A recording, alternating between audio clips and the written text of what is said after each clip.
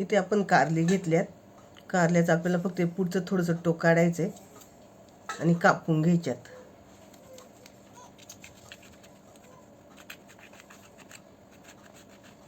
पूर्ण नाही कापायची, थोडीसं पाठीमागं इथं असं जागा ठेवायची. परत आपण याचे मध्ये यातून भाग करून घेऊया 4. पण 4 भाग केलेत. ह्या बिया आहेत ह्या काढून घेऊया आपण, नाही तर मग खाताना त्या टचक टचक लागतील. इथं कारल्याचे 4 भाग केलेत आणि बिया सगळ्या काढल्यात.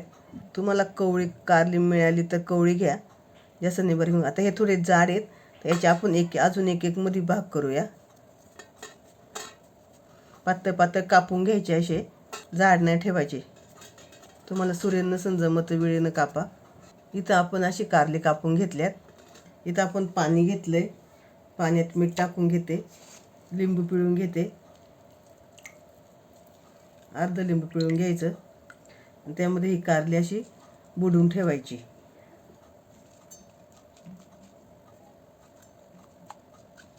थोडंसं मीठ आहे ते मिक्स करून घ्यायचं असं. इथं आपण जी कारली भिजत ठेवली होती ती आता अशी धुवून घेऊया छान आणि नितळत ठेवूया. इथे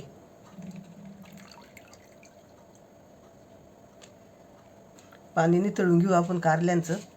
इथं आपण खोलगट भांडं घेतलंय, त्यामध्ये बेसन पीठ टाकणार आहे. तुमची कारली किती त्याप्रमाणे तुम्ही बेसन पीठ घ्या.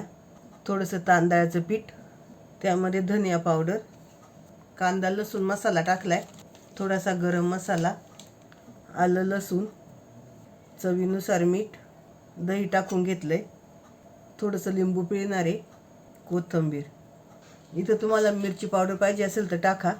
तुम्ही जास्त तिखट खाता असाल तर हे मिक्स करून घेऊया आपण.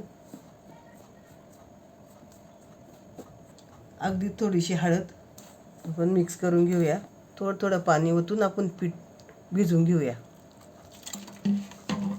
आपल्याला खूप पातळ पीठ नाही भिजवायचं, हे थोडंसं घट्ट पीठ भिजवायचं आहे. इथं आपलं तेल तापले. इथं आपण कारलं कापून घेतले ते घेतले आणि त्याला असं आपण जे बेसन पीठ लावून घ्यायचं सगळीकडे.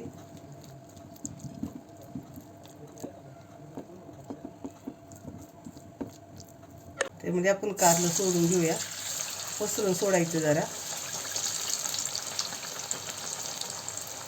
आपण एकच कारलं तळून घेणार आहे, नाही तर मग एकमेकाला चिटकतील.